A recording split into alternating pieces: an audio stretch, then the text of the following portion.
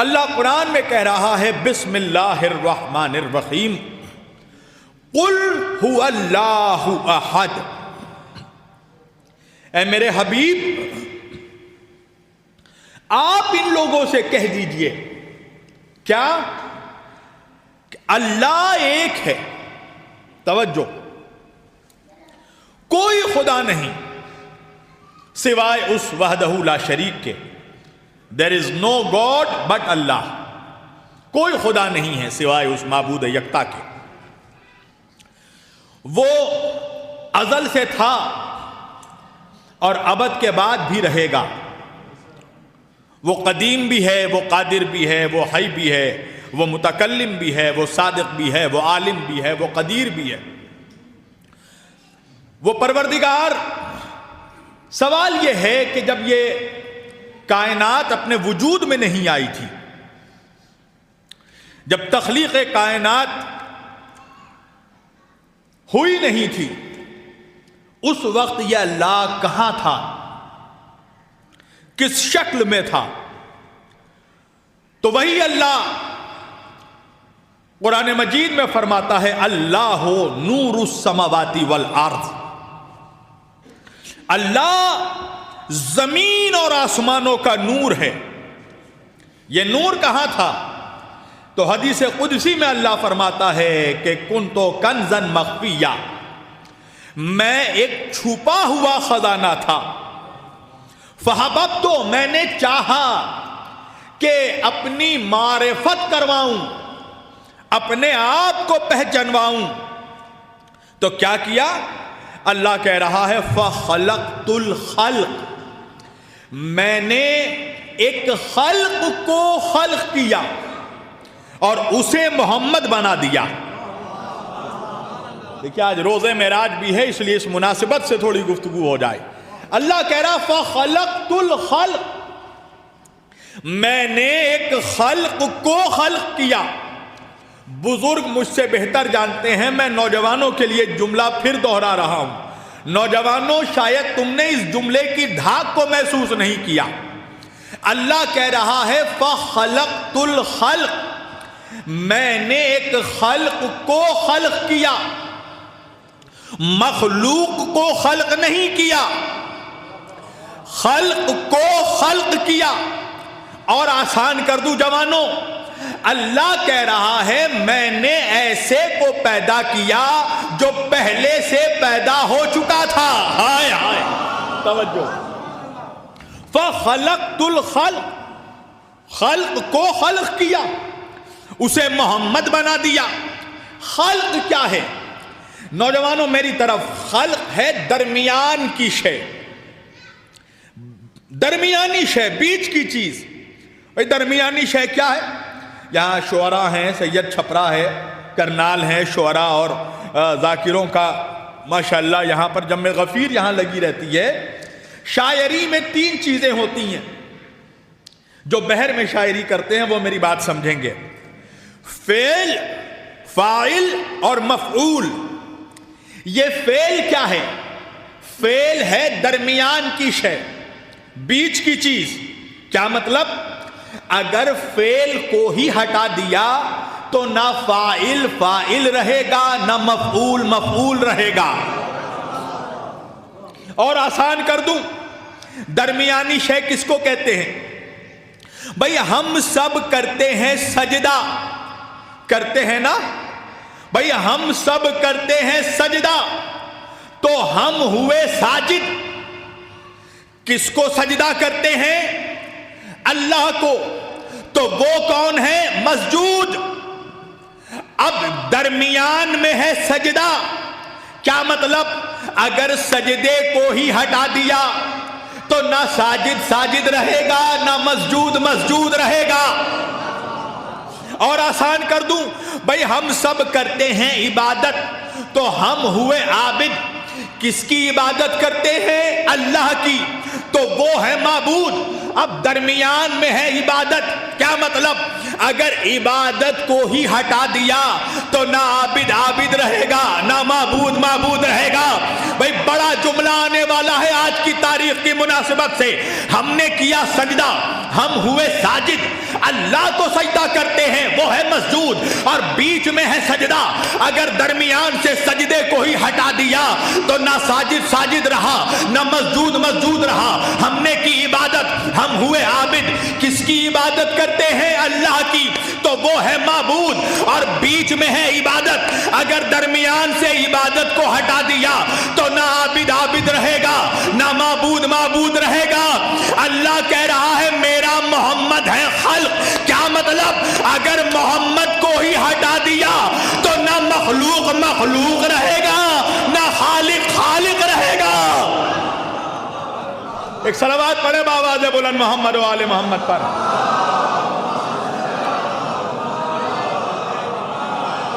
ایک اور بآواز بلند صلوات پڑھے محمد و آل محمد۔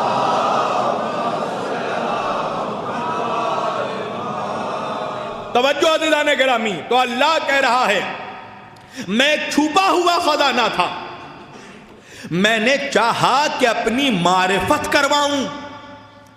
انسانوں کو، محمد کو، رسول کو اپنا جیسا کہنے سے پہلے اپنی اوقات سمجھ لینی چاہیے۔ انسانوں کو اللہ نے خلق کیا، اس کا مقصد کیا ہے؟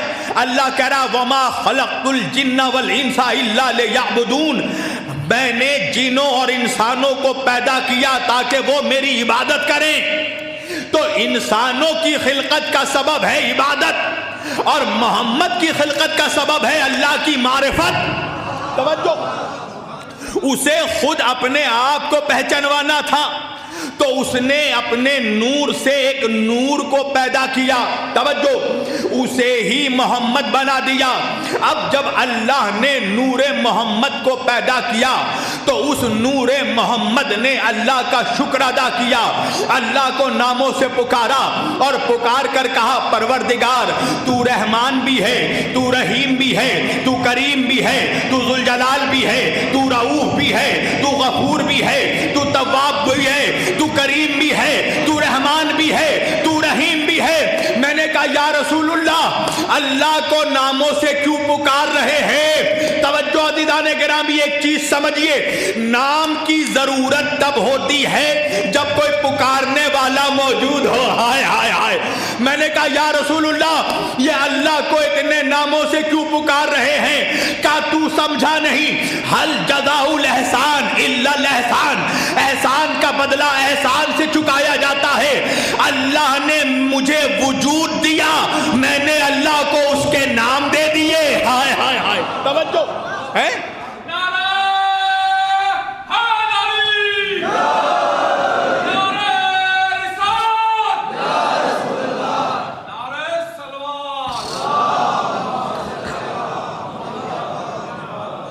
اللہ کے ناموں کو جو وجود ملا ہے وہ وجود دینے والے سرکار دو عالم ہیں۔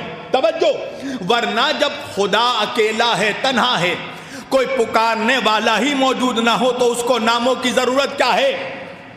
اب اللہ نے اپنے نور سے نور محمد کو خلق کیا۔ جب نور محمد کو خلق کیا تو نور محمد نے شکر کا سجدہ کیا۔ توجہ عزیزان گرامی، نور محمد نے شکر کا سجدہ کیا۔ آج جو لوگ انکار کرتے ہیں کہ اللہ نے محمد کو نور سے پیدا نہیں کیا، اللہ نے نبی کو نور سے پیدا نہیں کیا، بھائی بڑی افسوس کی بات ہے نا عزیزان گرامی۔ اگر کوئی غیر مسلم کہے تو سمجھ میں بھی آتا ہے، مسلمان ہو کر، ملا ہو کر، داڑھی رکھ کر اپنے نبی کے نور ہونے کا انکار کرتا ہے۔ آپ کہیں گے نا کتنا بے غیرت مسلمان ہے، نہیں سمجھے عزیزان گرامی؟ بھائی میرے والد ڈاکٹر ہیں، توجہ، میرے والد ڈاکٹر ہیں، میرے والد کے 3 بیٹے ہیں، 3 میں سے ہم 2 بیٹے اپنا سینہ چوڑا کر کے فخر سے کہتے ہیں کہ ہمارا باپ ڈاکٹر ہے، مگر جو تیسرا بیٹا ہے، نہیں پہنچے سید چھپرا والے، جو 3 نمبر والا بیٹا ہے وہ نہیں مانتا کہ اس کا باپ ڈاکٹر ہے۔ تو بھائی نوجوان کہیں گے نا کتنا نمک حرام بیٹا ہے، اپنے باپ کی ہی عظمت کا منکر بن گیا، اپنے باپ کے فضائل کا انکار کرتا ہے۔ تو مسلمانوں یہ تو ہمارے لیے فخر کا مقام تھا نا کہ اللہ نے 1,24,000 انبیاء میں 1,23,999 نبیوں میں اللہ نے ہمارے نبی کو نور سے پیدا کیا، تو ہمیں تو سینہ تان کر کہنا چاہیے تھا کہ ہمارا نبی نوری ہے، اللہ نے ہمارے نبی کو نور سے پیدا کیا۔ میں بھی سوچتا تھا آخر یہ کیسے نمک حرام لوگ ہیں جو اپنے نبی کے ہی نور ہونے کا انکار کرتے ہیں، جبکہ میرے نبی سے خود پوچھا گیا کہ یا رسول اللہ اللہ نے سب سے پہلے کس چیز کو پیدا کیا؟ تو میرے نبی نے فرمایا اول ما خلق اللہ نوری، اللہ نے سب سے پہلے میرے نور کو پیدا کیا۔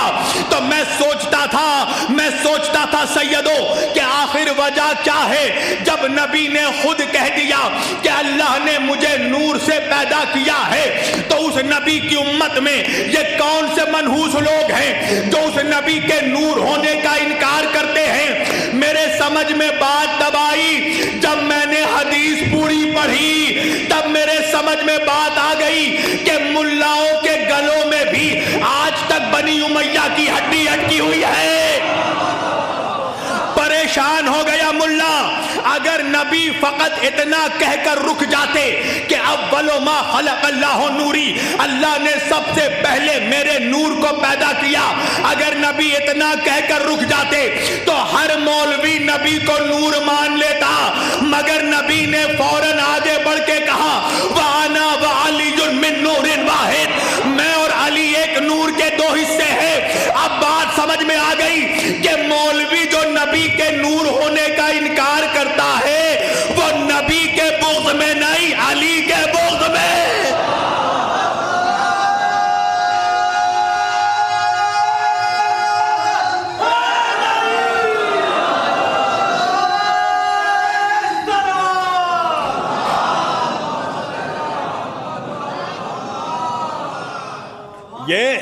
یہ بغض رسول نہیں ہے، یہ بغض علی ہے۔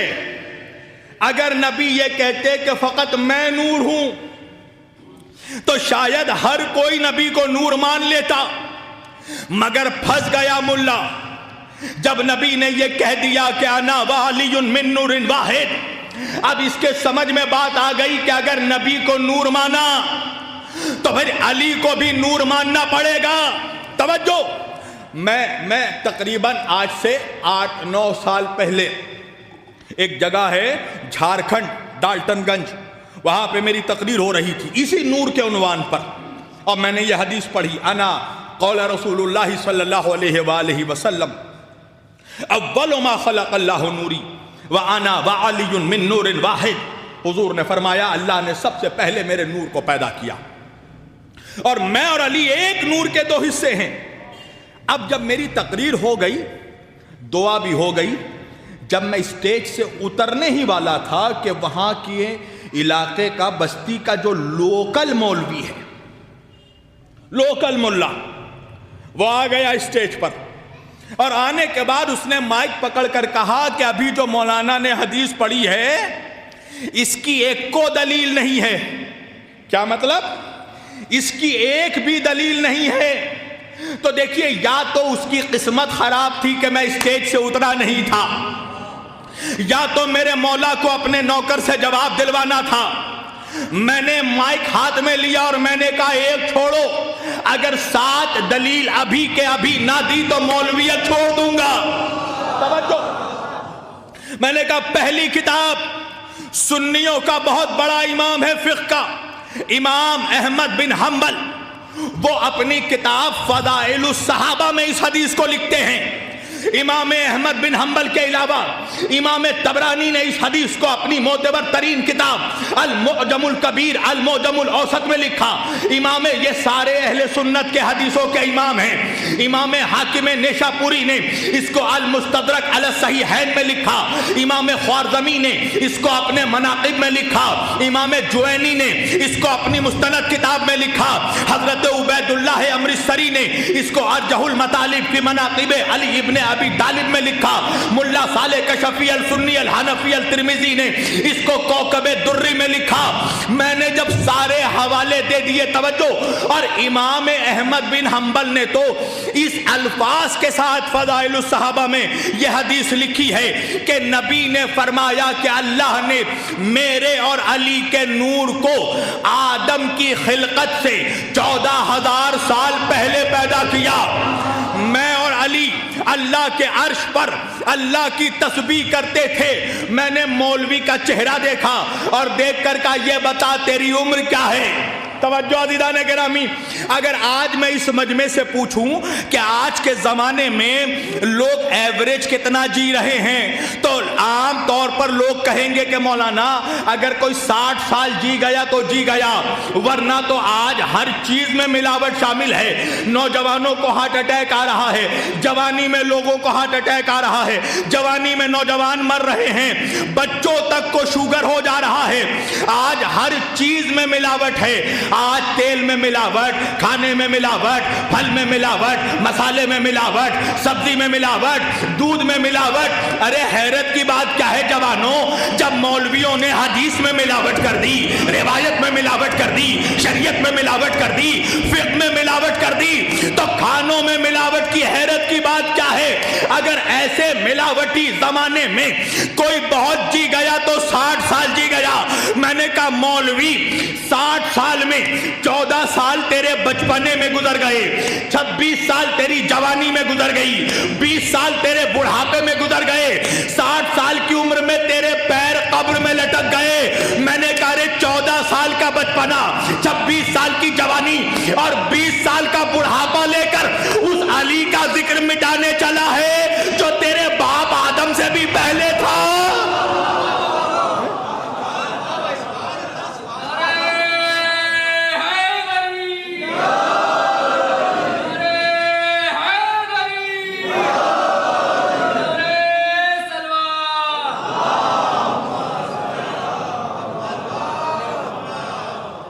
جس کی خلقت آدم سے 14,000 سال پہلے ہوئی ہو، اس کا مطلب یہ ہے کہ جب سے نبی کا نور ہے تب سے علی کا نور ہے۔ یعنی مجھے یہ جملہ کہنے دو کہ آدم بھی پیدا نہیں ہوئے تھے، علی تھا۔ توجہ کیجئے گا عزیزان گرامی، آدم نہ تھا علی تھا، آدمی نہ تھا علی تھا، انسان نہ تھے علی تھا، زمین نہ تھی علی تھا، آسمان نہ تھا علی تھا، چاند نہ تھا علی تھا، چاندنی نہ تھی علی تھا، سورج نہ تھا علی تھا، روشنی نہ تھی علی تھا، سمندر نہ تھا علی تھا، روانی نہ تھی علی تھا، موجیں نہ تھی علی تھا، طغیانی نہ تھی علی تھا، پھول نہ تھے علی تھا، خوشبو نہ تھی علی تھا، پہاڑیں نہ تھی علی تھا، درخت نہ تھا علی تھا، فرشتے نہ تھے علی تھا، جن نہ تھے علی تھا، جنت نہ تھی علی تھا، کوثر نہ تھا علی تھا، آسمان نہ تھا علی تھا، دریا نہ تھا علی تھا، کتابیں نہ تھی علی تھا، ادب نہ تھا علی تھا، الفاظ نہ تھے علی تھا،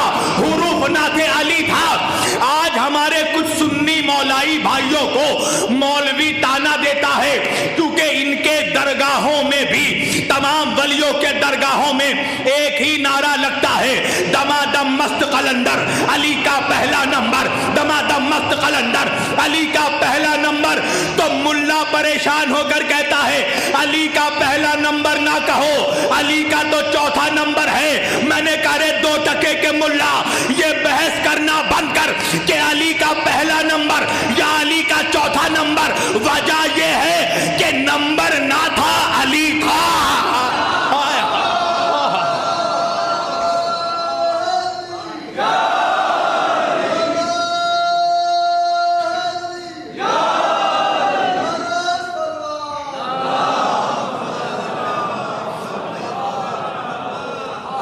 علی کا تو وجود تب سے ہے جب نمبر نہیں تھا۔ اللہ کہہ رہا ہے میں نے چاہا کہ اپنے آپ کو پہچانواؤں تو میں نے اپنی معرفت کے لیے نور محمد کو خلق کیا۔ اب جب نور محمد کو خلق کیا، میری طرف جوانوں ادھر ادھر نہیں، میری طرف دیکھو، ابھی یہاں سب سے خوبصورت میں ہوں۔ ہاں سارے خوبصورت لوگ یہاں بیٹھے ہیں، وجہ ہے علی پھٹکار زدہ چہرے والوں کا امام نہیں ہے۔ میرے نبی نے فرمایا یا علی انت قائد الغر المحجلین، اے علی تو روشن چہرے والوں کا امام ہے۔ ایک جملہ یاد رکھیے گا، علی کی دشمنی سے دو چیزیں خراب ہوتی ہیں، پہلے چہرہ خراب ہوتا ہے، پھر شجرہ خراب ہوتا۔ علی کے چاہنے والوں کو دیکھیے، یہ وہی سید چھپرا ہے نا جہاں میں آیا تھا 2-3 سال پہلے، نعرہ حیدری پہ کوئی بائیکاٹ تو نہیں ہے یہاں پہ؟ مجھے وہ مجلسی سمجھ میں نہیں آتی جہاں نوجوان شرما کر علی کا نعرہ لگاتے ہوں۔ علی کا نعرہ لگانے میں کبھی شرم مت محسوس کرنا، وجہ ہے اپنے پیر کا نام شرما کر وہ لیتا ہے جس کے پیر نے اسے کسی میدان میں شرمندہ کیا ہوا۔ نعرہ حیدری، کبھی بھی علی کا نعرہ لگانے میں شرم مت محسوس کرنا۔ توجہ عزیزان گرامی، آج روز معراج ہے اور یہ حدیث اسی مناسبت سے ہے کہ اللہ کے رسول فرماتے ہیں کہ شب معراج اللہ نے مجھے علی کے 3 القاب بتائے۔ یہ ہمارے اہل سنت بھائیوں کی کتابوں میں یہ حدیثیں موجود ہیں۔ حضور فرماتے ہیں اللہ نے علی کے 3 القاب مجھے بتائیں روز شب معراج، کہ علی امیر المؤمنین ہیں، علی یاسوب الدین ہیں، اور علی یاسوب الدین ہیں، علی امام المتقین ہیں، اور علی قائد الغر المحجلین ہیں۔ یعنی حضور فرما رہے اے علی تو نورانی چہرے والوں کا امام ہے، تو روشن چہرے والوں کا امام ہے۔ علی والوں کو بتانا نہیں پڑتا کہ ہم علی والے ہیں، چہرہ بتا دیتا ہے کہ علی والا بیٹھا ہوا ہے۔ بتانا نہیں پڑتا، چہروں کی روشنی، چہروں کی چمک، چہروں کی نورانیت بتاتی ہے کہ علی کا چاہنے والا بیٹھا ہے۔ توجہ، کچھ نہ تھا، اللہ تھا، اس نے نور محمد کو خلق کیا۔ اب 2 ٹکے کا ملا آج کہتا نہیں نور سے نہیں پیدا کیا، تو کاہے سے پیدا کیا بتا دے؟ تو ایک صاحب کہنے لگے اب صاحبوں کا نام مت پوچھئے گا، اس لیے کہ ایسے صاحبوں کا نام اتنے مقدس منبر سے نہیں لیا جاتا۔ کہنے لگے اللہ نے نبی کو مٹی سے پیدا کیا۔ ایک صاحب نے کہا اللہ نے حضور کو ہوا سے پیدا کیا۔ سنیے گا جواب، اور انشاءاللہ میرے جوانوں کو، میرے بچوں کو میں کہہ رہا ہوں، اگر کوئی آج کے بعد نور محمدی پر چیلنج کرے تو اسے یہ تماچا رسید کرنا۔ اللہ نے کاہے سے پیدا کیا؟ ایک صاحب نے کہا مٹی سے پیدا کیا، دوسرے نے کہا اللہ نے نبی کو پانی سے پیدا کیا، تیسرے نے کہا اللہ نے نبی کو ہوا سے پیدا کیا۔ میں کہوں گا مولویوں، تم جس شے سے بھی، جس چیز سے بھی تم خلقت محمد، تخلیق مصطفیٰ ثابت کرو گے میں مان لوں گا، مگر شرط یہ ہے کہ جس شے سے بھی تم محمد کی خلقت ثابت کرو گے اس شے کا وجود محمد سے پہلے دکھانا پڑے گا۔ ہائے ہائے ہائے ہائے ہائے، اس شے کا وجود دکھانا پڑے گا۔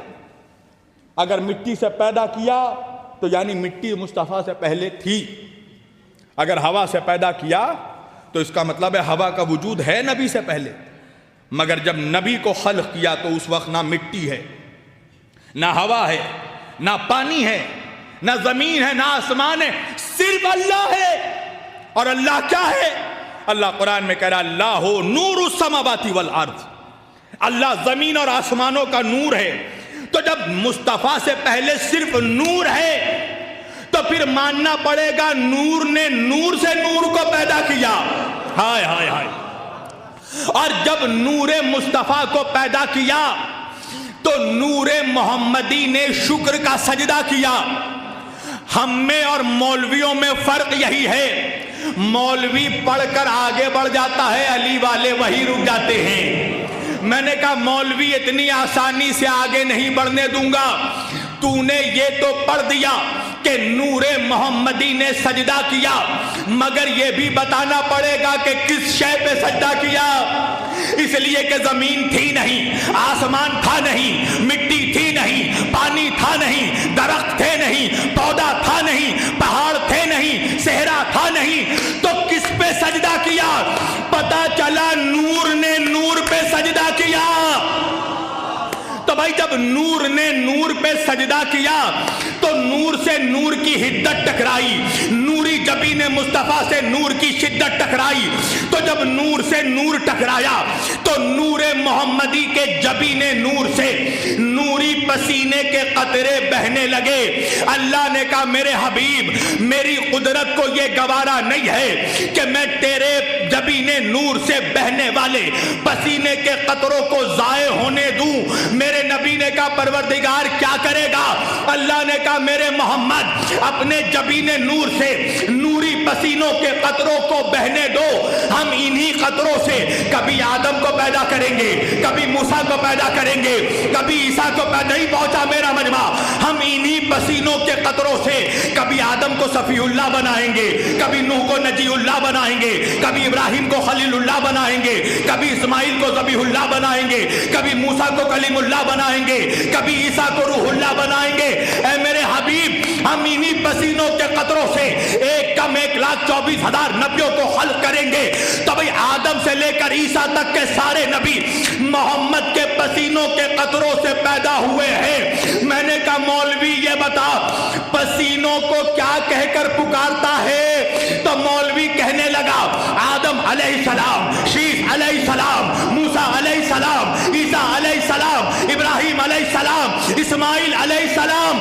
میں نے کہا تو پریشان کیوں ہو جاتا ہے جب ہم کہتے ہیں علی علیہ السلام، حسن علیہ السلام، حسین علیہ السلام؟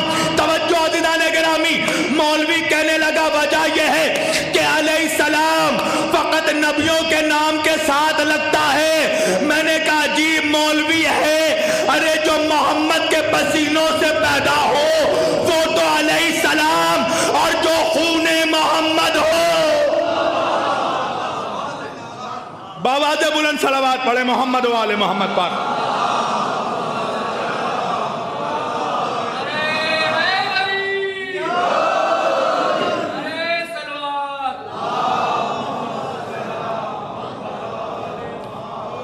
اللہ نے جسے نبی کے لہو سے خلق کیا ہو، تمہیں فرق سمجھ میں نہیں آتا پسینوں میں اور خون میں کیا فرق ہے؟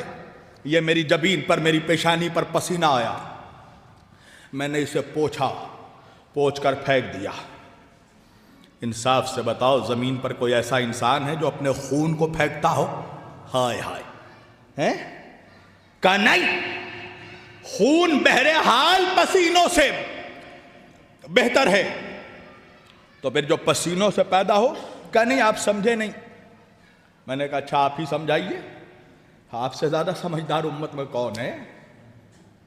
کہنے لگے علیہ السلام صرف نبیوں کے نام کے ساتھ لگتا ہے۔ اب سنیے گا، میں نے کہا یہ بتا کہ اگر علیہ السلام صرف نبیوں کے نام کے ساتھ لگتا ہے تو جبریل کو تیرے باپ نے نبوت دی تھی؟ ہائے ہائے ہائے۔ بھئی آپ بتائیے کوئی بھی مولوی نظر آیا آج تک جس نے کہا ہو جبریل رضی اللہ تعالیٰ عنہ؟ کہا نہیں، ہر مولوی کہتا ہے جبریل علیہ السلام۔ میں نے کہا مولوی یہ بتا کہ جبریل کون ہے؟ کہنے لگا غلام مصطفیٰ۔ توجہ کیجئے گا، جبریل کون ہے؟ غلام مصطفیٰ۔ جبریل کون ہے؟ غلام مصطفیٰ۔ میں نے کہا تجھے اب تک رشتوں کی تمیز بھی نہیں آئی؟ ارے جبریل ہے غلام مصطفیٰ، حسین ہے اولاد مصطفیٰ۔ ایک صلوات پڑھیے محمد و آل محمد پر۔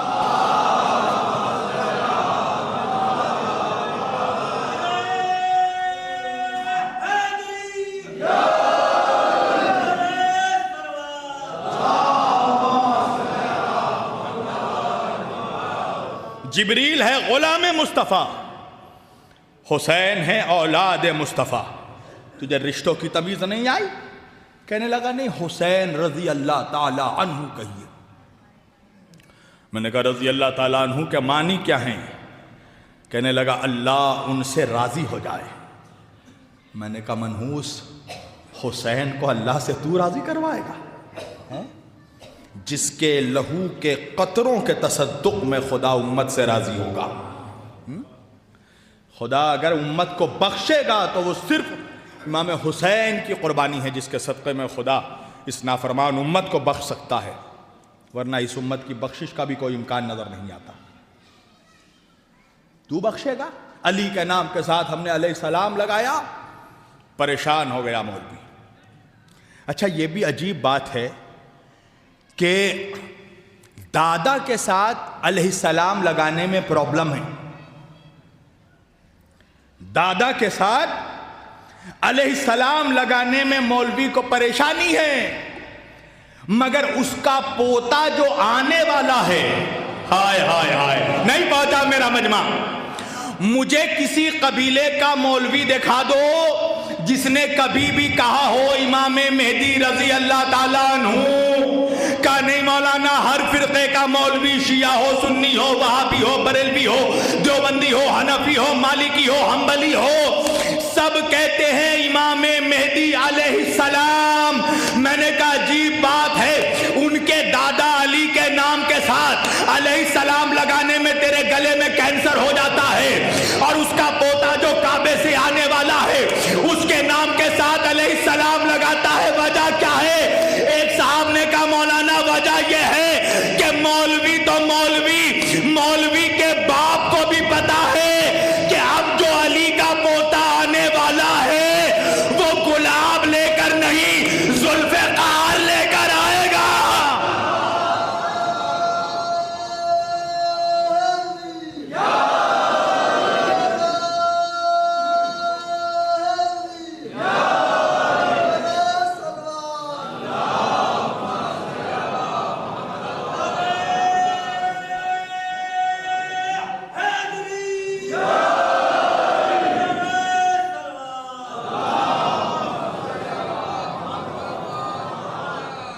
وہ گلاب لے کر نہیں، وہ ذوالفقار لے کر آئے گا۔ افسوس کی بات یہ ہے کہ آج امت کو اور امت کی ایک بہت بڑی اکثریت کو اہل البیت سے دور کر دیا گیا، اور اس دور کرنے کا نتیجہ یہ ہوا کہ امت پر ایک ایسی منحوسیت چھا گئی، نحوست چھا گئی کہ آج امت کی اکثریت کو یہ نہیں پتا کہ اس کے زمانے کا امام کون ہے۔ یہ کم بے بسی ہے؟ آج آپ دیکھیے پوری دنیا میں مسلمان پریشان ہے، رو رہا ہے۔ ہر جگہ ہم لوگ جب جاتے ہیں، چاہے ہندوستان ہو یا ہندوستان کے باہر بھی دوسرے کنٹریز میں بھی جب جاتے ہیں، تو نوجوان اکثر یہ سوال پوچھتا ہے کہ مولانا کیا ہمیں بچانے کے لیے بھی کوئی آئے گا؟ قاتل بھی ہم، مقتول بھی ہم، قتل بھی ہمارا ہوتا ہے اور قتل کا الزام بھی ہم پر لگتا ہے۔ تو ایسے حالات میں جب داڑھی ٹوپی والوں کو دیکھ کر ٹیررسٹ کہا جا رہا ہے، کوئی ہے جو ہمیں بچانے کے لیے آئے؟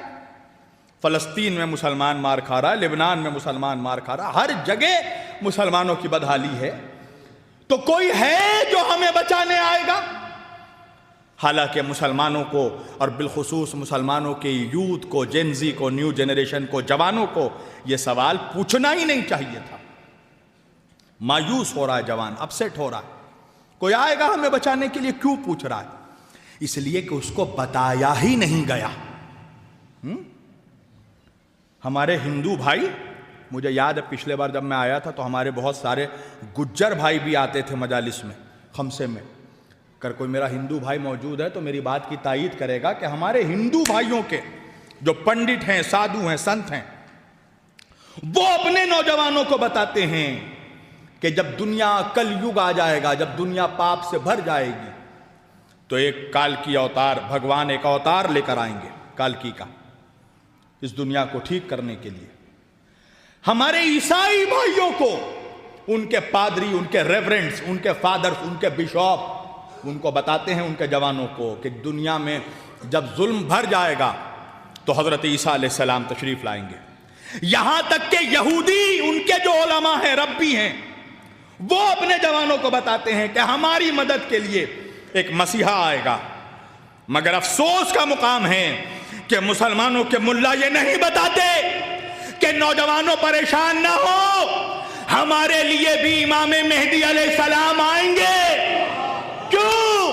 اس لیے کہ ملاؤں کے شکم میں اب تک بنی امیہ کے نوالے پڑے ہوئے ہیں۔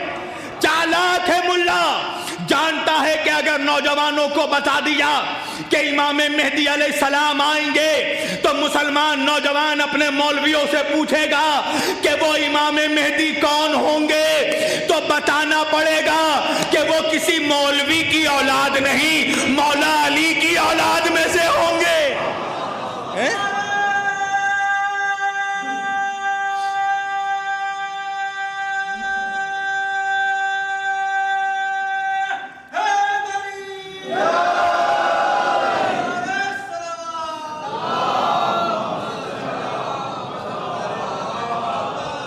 بتانا ہوگا کہ وہ مولا علی کے گھر کے شہزادے ہوں گے، اور مولا علی کا نام آتے ہی منافقوں کے گلوں پر کینسر ہو جاتا۔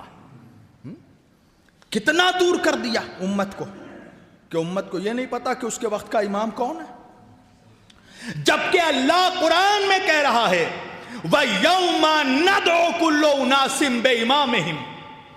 اللہ کہہ رہا ہم ہر جماعت کو، میری طرف جوانوں، ہم ہر جماعت کو، ہر گروہ کو، ہر انسان کو، اللہ کہہ رہا ہم اس کو اس کے امام کے ساتھ بلائیں گے، اس کے زمانے کے امام کے ساتھ بلائیں گے۔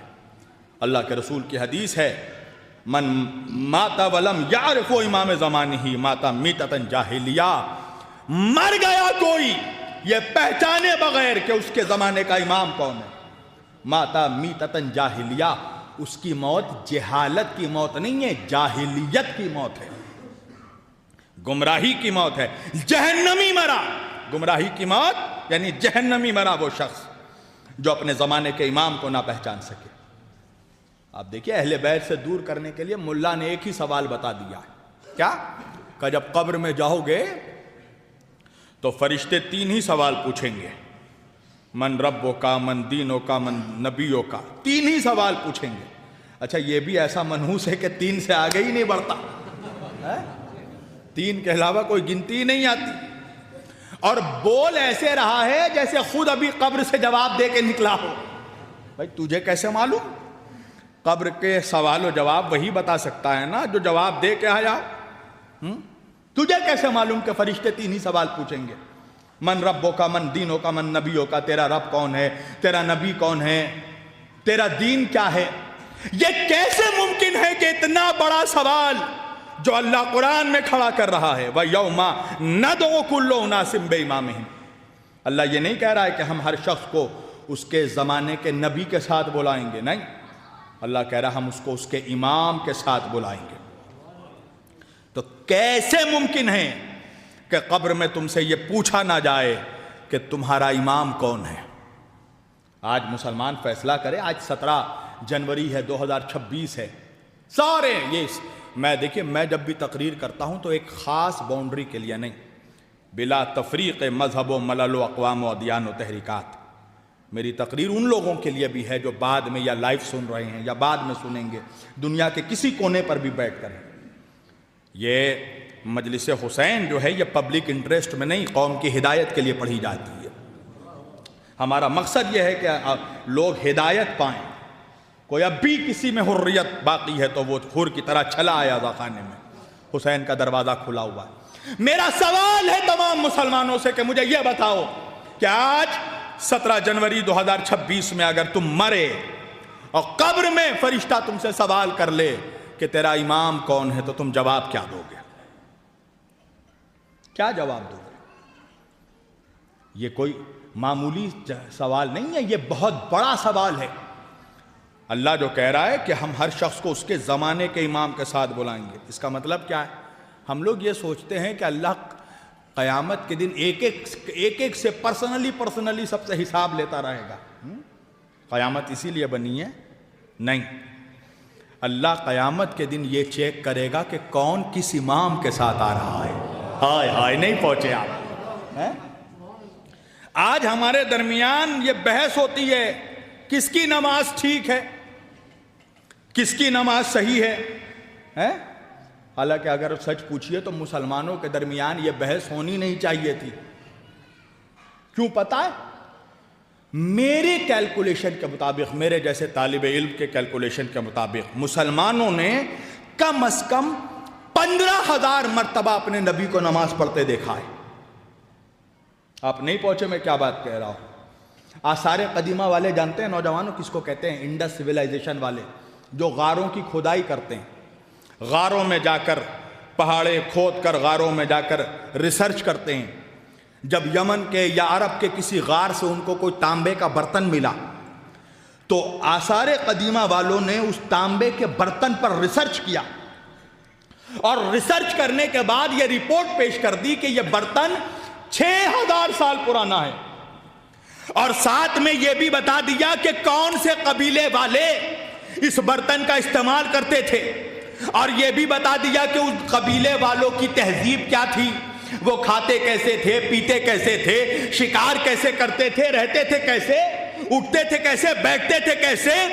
افسوس اسی بات کا ہے کہ ایک تانبے کا برتن دیکھ کر آثار قدیمہ والے یہ بتا دیتے ہیں کہ 6000 سال پرانی تہذیب کیسی ہے، مگر افسوس اس بات کا ہے کہ قرآن کی 6666 آیتیں دیکھ کر مولوی اب تک یہ نہیں بتا سکا کہ نبی نماز کیسے پڑھتے تھے، ہاتھ یہاں باندھتے تھے، یہاں باندھتے تھے یا کھول کر پڑھتے تھے. افسوس کا مقام ہے کہ مسلمان یہ بتا نہیں سکا، جبکہ تقریباً 15,000 مرتبہ مسلمانوں نے اپنے رسول کو نماز پڑھتے دیکھا، اور ان مسلمانوں کو نہیں پتا کہ حضور نماز کیسے پڑھتے تھے.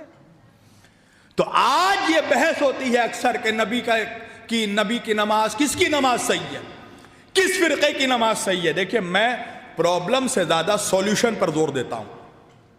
اکثر مسلمانوں کے کانفرنسز میں، اجلاس میں صرف پرابلم پہ ڈسکس ہوتا ہے، سولوشن پر ڈسکس نہیں ہوتا.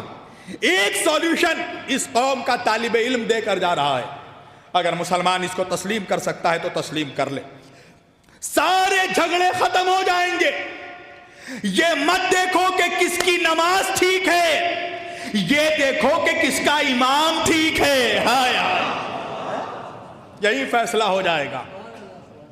جس کا امام ٹھیک ہے اس کی نماز بھی ٹھیک ہے.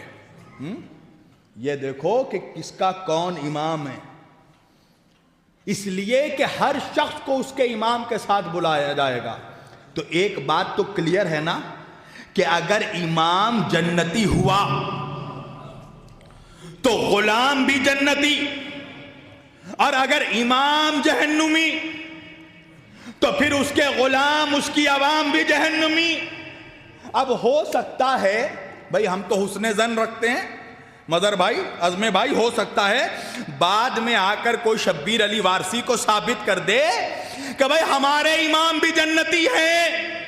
تو میں نے کہا چلو ہم مان لیتے ہیں کہ تم نے بھی جس کو امام مانا وہ بھی جنتی ہے، مگر میری جان قیامت کے دن صرف امام کا خود جنتی ہونا کافی نہیں ہے، بلکہ امام اتنا صاحب اختیار ہونا چاہیے کہ وہ اپنے سارے غلاموں کو جنت لے جا سکے. ہائے ہائے، یہی وجہ ہے سیدوں کہ ہم علی والوں نے جنتیوں کو امام نہیں مانا، ہم نے ان کو امام مانا جو جنت کے سردار ہیں. ایک صلوات پڑھیے محمد و آل محمد پر.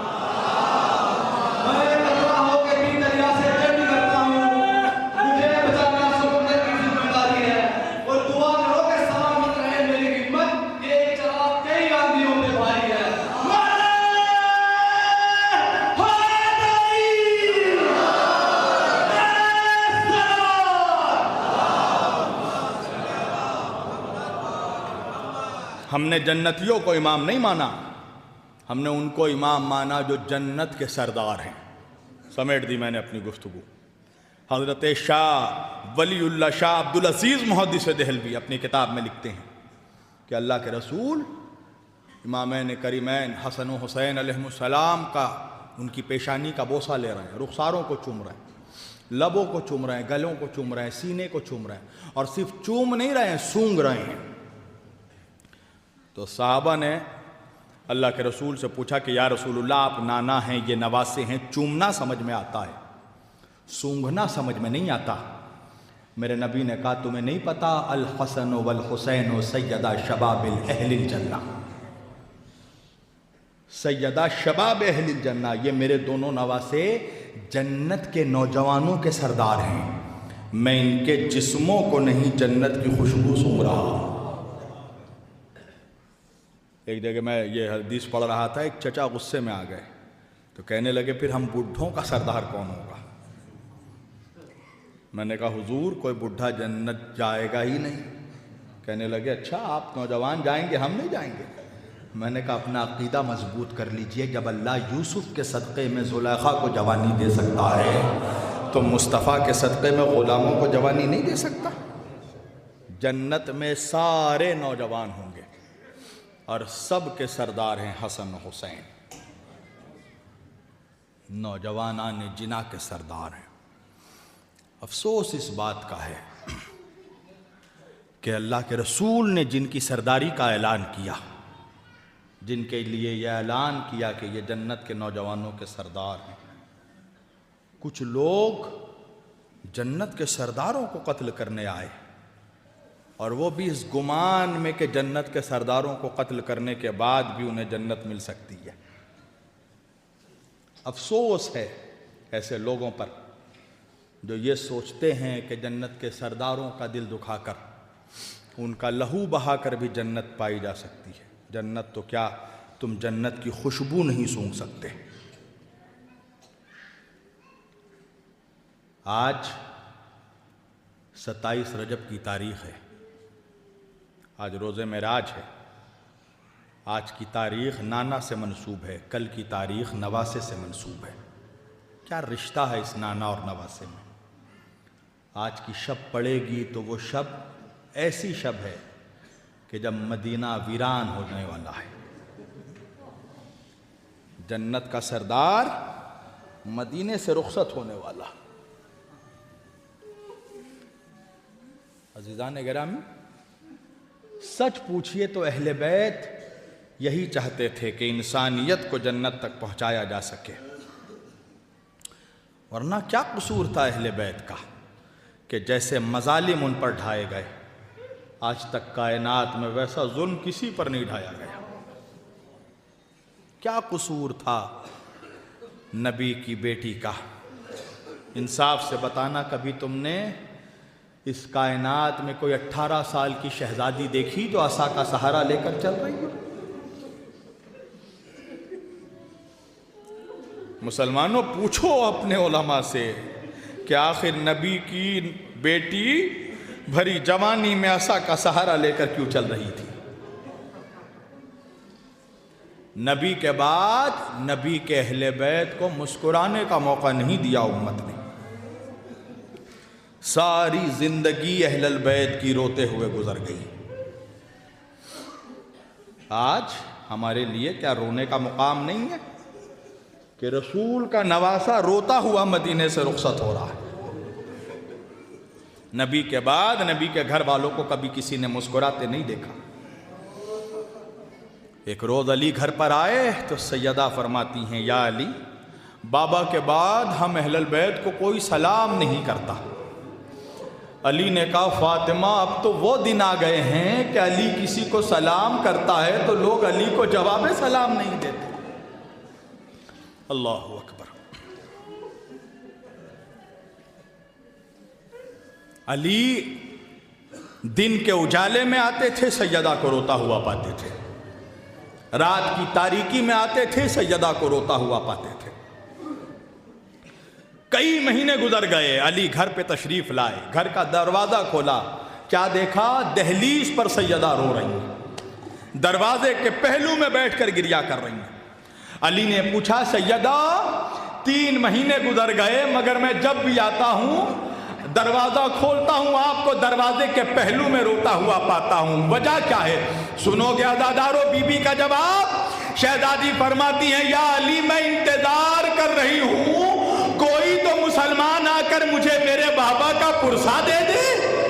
اللہ، رسول کی بیٹی کو کسی نے ان کے بابا کا پرسہ نہیں دیا۔ دن کے اجالے میں آئے، فاطمہ کو روتا ہوا دیکھا، رات کے اندھیرے میں آئے، سیدہ کو گریا کرتا ہوا دیکھا۔ علی نے پوچھا، سیدہ یہ رات کے اندھیرے میں رونے کا سبب کیا ہے؟ शहजादी फरमाती है या अली मुझे अपने बाबा की याद आती है। अली फरमाते सैयदा मेरी गुजारिश है रात के अंधेरों में आप बाबा से बुलंद ना गिरिया किया करें। अज़ादारों सैयदा तड़प गई, या अली आप ऐसा क्यों कहते हैं, क्या मैं अपने बाबा पर रो नहीं सकती? अज़ादारों अली का जवाब सुनना। अली फरमाते हैं मुझे परेशानी नहीं है, मोहल्ले के मुसलमानों ने शिकायत की है, या अली नबी की बेटी से कह दो रातों को बाबा से बुलंद ना रोए, हमारे नींद में खलल पड़ जाती है। अजरकुम मिनल्लाह, अल्लाह इन आवाजों पर रहमत नाजिल फरमाए। अल्लाह आपको कोई गम न दे सिवाय गमे आले मोहम्मद के। हाज़ादारो सैयदा सिर्फ रोती रहती थी। एक मर्तबा अली ने फरमाया सैयदा मैं आपको रोने से मना तो नहीं करता, मगर आज के बाद मेरी गुजारिश है कि जब भी आपको अपने बाबा की याद आए ना तो आप कब्र रसूल पर जाकर रोया करें, मज़ार रसूल पर जाकर रोया करें। अज़ादारों उस रोज के बाद सैयदा का रोजाना का मामूल बन गया। शहजादी मज़ार रसूल पर जाकर रोती थी। अरे मेरी माँ बहनों, क्या दुनिया में तुमने कोई ऐसी मजलूम बेटी देखी है जो बाप को रोने के लिए मकान से निकलकर कब्रिस्तान जाती हो? हजरकुम मिनल्लाह। अज़ादारों सैयदा रोजाना मस्जिद नबवी पे मज़ार रसूल पर जाकर रोती थी। हाँ अज़ादारों कुछ दिन गुजरे, अली फिर घर तशरीफ लाए, शहजादी को फिर गिरिया करते हुए पाया। एक मर्तबा अली ने कहा सैयदा क्या आज आप कब्र रसूल पर नहीं गई, अपने बाबा की कब्र पर नहीं गई? शहजादी फरमाती है गई थी। अली फरमाते हैं तो फिर आज फिर घर में रोने का सबब क्या है? सैयदा फरमाती है या अली मैं क्या करूं, मैं अपने बाबा के कब्र के करीब जिस दरख्त के साए में बैठकर अपने बाबा पर गिरिया करती थी, आज किसी ने वो दरख्त काट दिया। अजरुकुम मिनल्लाह। हाँ ज़ादारो अली ने एक तन्हा सेहरा में बैतुल हुस्न बनाया। शहजादी उस बैतुल हुस्न में जाके गिरिया किया करती थी। अज़ादारो जब शाया में शहादत को 3 दिन बाकी रह गए ना, एक मर्तबा शहजादी ने अपनी उम्मुल मसाइब बेटी को, ज़ैनब की उम्र 5 साल है, एक मर्तबा ज़ैनब से कहती है ज़ैनब मेरे करीब बैठ जाओ। अज़ादारो बेटी को करीब बैठाया। एक मर्तबा हुजरे में गई, एक संदूक लेकर आई। शहजादी ने पूछा अम्मा इस संदूक में क्या है? अरे शहजादी ने एक मर्तबा संदूक खोला, एक सफेद कफन निकाला।